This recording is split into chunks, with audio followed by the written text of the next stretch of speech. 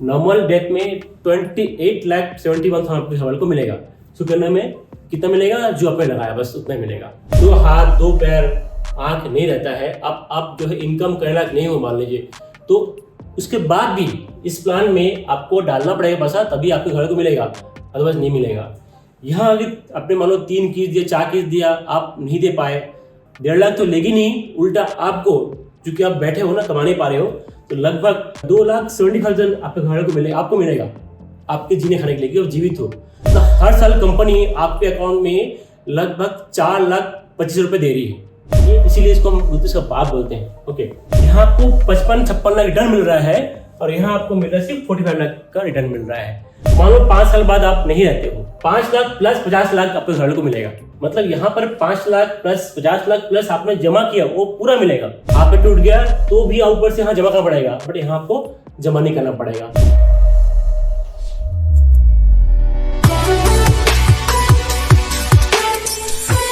Doctor Devanand Samadar, author, wealth and life coach. क्या बढ़िया thumbnail था, सुकन्या का बाप, जिसको देख के आप यहाँ पे आए। देखिए सुकन्या मतलब आपको ध्यान आ रहा है कि फीमेल के बारे में बात कर रहे हैं, बट हम ऐसे किसी प्लान पर बात करेंगे जो फीमेल मेल दोनों के लिए हो। भाई आपके यदि बेटा पैदा हुआ तो कोई दोष हुआ क्या? नहीं ना, तो आपको भी तो प्लान का हक बनता है। गवर्नमेंट ने बढ़ा दिया सुकन्या, मतलब मैं जो बताने वाला हूँ वो सुकन्या समृद्धि प्लान के बारे में बताने वाला हूँ। तो हम देखते हैं कि आखिर वो है क्या, कब बना है, इसका फायदा नुकसान क्या है, फिर बताएंगे इसका बाप कौन है जो उसका भी फायदा आपको दे।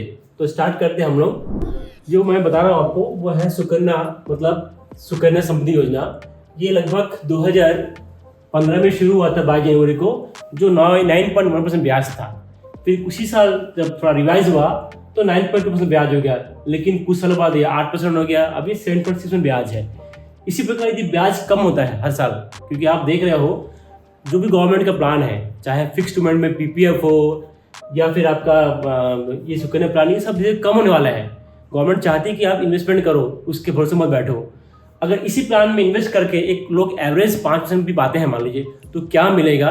क्योंकि ब्याज तो कम होना है। अगर 5 का मैं एवरेज दे रहा हूँ, मतलब मान लीजिए अभी 9 है, फिर 8 हुआ, 7.5 हुआ, 7, 6 हुआ, ऐसे करके हम एवरेज मांग चलते हैं कि आपको जब पैसा मिलेगा इसमें सुकन्या में तो 5% मिलेगा। तो कितना मिलेगा और ये कम क्यों होगा मैं बता रहा हूँ। देखिए हर 10 साल में ब्याज लगभग 3% कम हो रहे हैं। अगर हम देखें 1910 में 16% ब्याज था, 99 में आके 13 हो गया, 2009 में 10 हो गया और 19 में 6 है, और आने वाले टाइम में ये कम होगा और 100% कम होगा। क्यों? इंडिया जो है ना डेवलप कंट्री है, जो भी कंट्री डेवलप हो जाती है उसका ब्याज धीरे कम होता है। ये शायद माइनस में आ सकता है। माइनस में क्यों आएगा बता रहा हूँ आपको। देखिए स्विट्जरलैंड आपका 0.08% माइनस में। अपने बैंक में आप पैसा रखते हो ना, मतलब 1 करोड़ रखे अपने बैंक में, तो आपको साल का 8 हजार रुपये ब्याज देना पड़ेगा। ठीक है।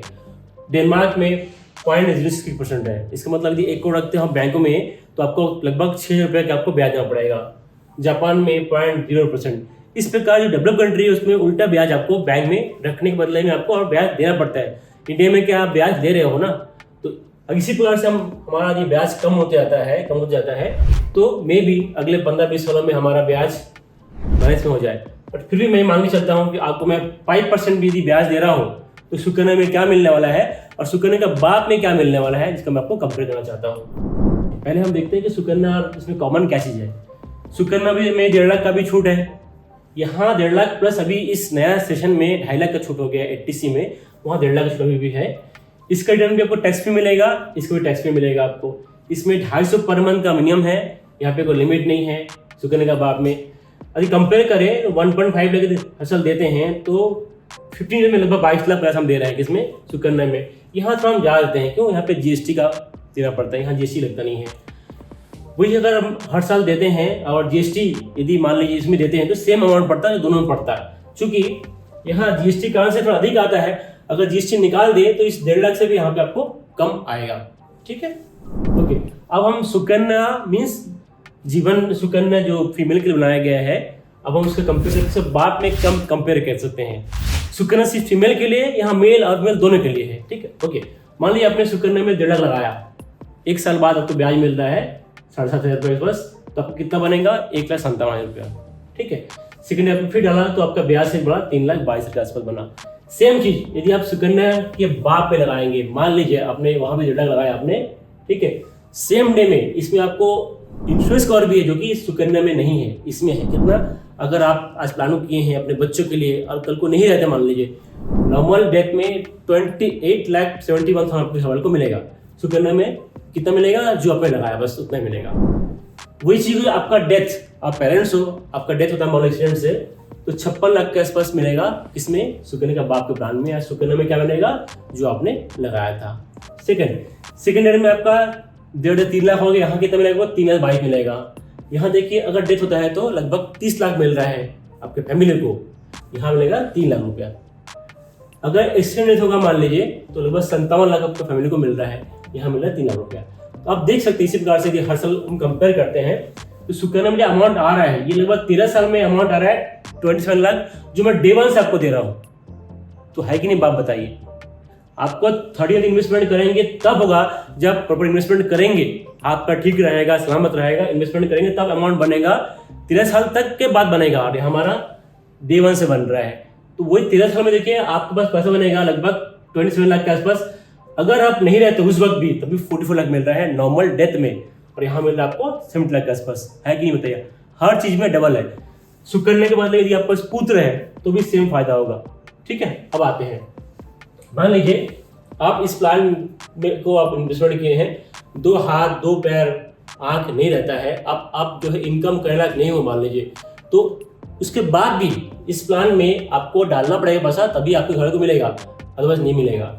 यहाँ अगर आपने मान लो 3 किस्त दिया, 4 किस्त दिया, आप नहीं दे पाए ड्यू टू एक्सीडेंट, हाथ पैर आपका नहीं सलामत नहीं रहा, मान लीजिए आँख खराब हो गया, आप इनकम नहीं कर पा रहे हो, उस केस में भी यहाँ पर क्या होगा, मान लीजिए आपने यहाँ पे आके आपका दिक्कत आई है तो बैलेंस 10 साल के अमाउंट को कंपनी लेगी नहीं आपसे, मतलब 1.5 लाख तो लेगी नहीं, उल्टा आपको, क्योंकि आप बैठे हो ना, कमा नहीं पा रहे हो, तो लगभग 2,70,000 आपके घर को मिलेगा, आपको मिलेगा आपके जीने खाने के लिए, जीवित हो। अगर नहीं रहोगे तो बड़ा अमाउंट मिलेगा, जीवित हो तो आपको मिलता रहेगा, प्लस जो भी आप देने वाले थे पैसा इस कंपनी को वो देने की जरूरत नहीं है। मतलब हर साल कंपनी आपके अकाउंट में लगभग 4,25,000 रुपये दे रही है। तो सोचिए इसमें क्या कुछ नहीं मिलने वाला आपके फैमिली को। आप जिंदा हो तो जो जमा कर पाओगे, अगर हाथ पे टूट गया तो भी ऊपर से यहाँ जमा करना पड़ेगा, बट यहाँ आपको जमा नहीं करना पड़ेगा। ये इसीलिए इसको हम इसका बाप बोलते हैं। ओके, अब आइए 15 साल के बाद जो गैप अमाउंट आ रहा है, यहाँ देखिए आप नहीं दे रहे हैं, यहाँ भी आप नहीं दे रहे हैं, बट यहाँ कंपाउंडिंग जो आपका उतना खास नहीं बढ़ रहा है, यहाँ देखिए कितना पड़ रहा है आपका पैसा, तो ये इसमें फर्क है। ओके, ये जो आप गैप देख रहे हैं, ये गैप में आपका पैसा बहुत कम बढ़ा है, बट यहाँ गैप के साथ आपका इंश्योरेंस कवर बढ़ रहा है।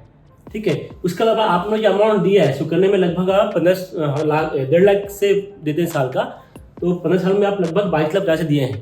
ठीक है, यहाँ भी आपने उतना अमाउंट दिया है, बट यहाँ आपको 55-56 लाख रिटर्न मिल रहा है, और यहाँ आपको मिल रहा है सिर्फ 45 लाख का रिटर्न मिल रहा है, मतलब 10 लाख एक्स्ट्रा ही मिल रहा है। जो बेनिफिट बताया मैंने उसके अलावा 10 लाख अमाउंट यहाँ अधिक मिल रहा है कंपेयर टू सुकन्या। तो ये आखिर इसीलिए हम कहा कि ये सुकन्या का बात है, मतलब पैसे भी मिल रहा है एक्स्ट्रा, यहाँ कम मिल रहा है, सब जो एक्स्ट्रा बेनिफिट बताया मैंने आपको वो इसमें मिल रहा है, इसमें नहीं मिलता है। अब देखते हैं कि ये प्लान का कॉन्सेप्ट क्या है, क्यों हम प्लान को बोलते हैं कि इसका बाप है करके। हर चीज का एक कॉन्सेप्ट होता है, एक होता है सेविंग टू क्रिएट ऑप्शन, एक होता है क्रिएट टू सेविंग ऑप्शन। देखिए आप दुनिया में कुछ भी सेविंग करेंगे, कुछ भी, चाहे आप एफडी करें, आरडी करें, म्यूचुअल फंड करें, इक्विटी करें, पीपीएफ करें, एनपीएस करें, सबका नेचर क्या होता है, सेविंग टू क्रिएट। मतलब सेविंग करते करते करते करते करते आएंगे तब एक बड़ा अमाउंट क्रिएट होगा। मान लीजिए आप 5 साल 7 इन्वेस्टमेंट किए हैं, यहाँ पे आके होके आप कर नहीं पा रहे ड्यू टू डिसेबिलिटी, डेथ। ठीक है, तो जो भी पैसा यहाँ पे आप जमा हुआ है यहाँ पे, वही प्लस इंटरेस्ट आपके घरों को मिलेगा, वो भी आप कंटिन्यू कर पाएंगे तब। ठीक है, अगर कर पाए तो आएगा, लेकिन नहीं कर पाए तो जितना मिलेगा वो मिलेगा। ओके, अब यदि हम देखते हैं इसका सेकंड ऑप्शन में, इसको बोलते हैं क्रिएट सिलेक्शन, जो कि मेरे इस प्लान में है। कॉन्सेप्ट यही है इस प्लान में कि आपको पहले बड़ा अमाउंट का कवरेज मिलेगा, उसके बाद पेमेंट करोगे आप। सेम प्लान में यदि आप इन्वेस्टमेंट करते हैं, अब मान लीजिए 1 किस्त दिए, आप नहीं रहे, तो आपके लिए 50 लाख का एक क्रिएट हो चुका है आपके फैमिली के लिए। ठीक है, सेकंड किस्त दिए, थर्ड किस्त दिए, हर बार आपके साथ में 50 लाख का एक छाता, एक सेफ्टी पॉइंट जाएगा आपके फैमिली की हेल्प के लिए। मान लो 5 साल बाद आप नहीं रहते हो, तो आपने 5 लाख दिया ना, 5 लाख प्लस 50 लाख आपके घर को मिलेगा और सब कुछ ओके रहेगा तो ये आपको मिलेगा। मतलब यहाँ पर 5 लाख प्लस 50 लाख प्लस आपने जमा किया वो पूरा मिलेगा और सब कुछ ओके रहेगा तो ये मिलेगा। तो अगर हम दोनों कंपेयर एक साथ करते हैं, एक साथ मैं कंपेयर करना चाहता हूँ सेविंग टू क्रिएट ऑप्शन और क्रिएट टू सेविंग ऑप्शन। तो आप देखिए जरा, इसमें आप कुछ भी जो आपको खास नहीं मिलता है क्योंकि आपने जमा किया वही मिल रहा है घर को ना। यहाँ खास क्या मिलता है अगर देखें तो 50 लाख तो मिल रहा है, सामने देखिए सब कुछ आप जो भी चाहते अपने फैमिली के लिए वो आपको फैमिली को मिलेगा। यहाँ अगर आप चाहते भी हैं लेकिन आप नहीं रहते मान लो तो प्लान में आपको फायदा नहीं होगा। तो मैं आपको आगे बताना चाहता हूँ ऐसा कौन सा प्लान है जिसमें आपको ये बेनिफिट्स और फायदे मिलने वाले हैं। देखिए अभी बताया आपको मैंने कि सेविंग टू क्रिएट और क्रिएट सेविंग, मतलब इसको मैं डिस्क्राइब फिर से कर रहा हूँ। सेविंग टू क्रिएट में पैसा जमा करते करते बड़ा अमाउंट बनेगा और फिर घर को मिलेगा, वो प्रॉपर जमा कराएंगे आप तो। लेकिन क्रिएट सेविंग में क्या है, आप जमा करना करो एक चीज भी दोगे तो जो आप देने वाले थे अपने फैमिली को अगला 15-20 साल में वो आज के डेट में अपनी फैमिली को मिल जाएगा। इसीलिए प्लान हम बोलते हैं कि सेविंग प्लान के नाम से, इसलिए कि सुकन्या का बाप इसलिए बोलते हैं सुकन्या में इन्वेस्टमेंट करना फीमेल के लिए है। इसमें आप दोनों कर सकते हो, चाहे आप अपने नाम से भी पेरेंट्स हो तो भी ले सकते हो। उस प्लान में बेटर ऑप्शन है, क्यों इसमें ऑप्शन दिया हुआ है। ठीक है, अब देखते हैं।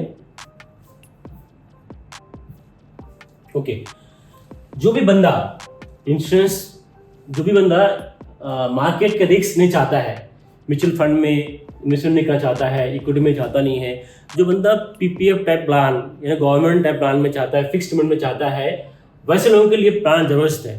और जो कि ये प्लान भी गवर्नमेंट ऑफ इंडिया का ही है, कोई मार्केट रिस्क में नहीं है। आप कर सकते हैं, अपने लिए कर सकते हैं, अपने बच्चे के लिए भी कर सकते हैं।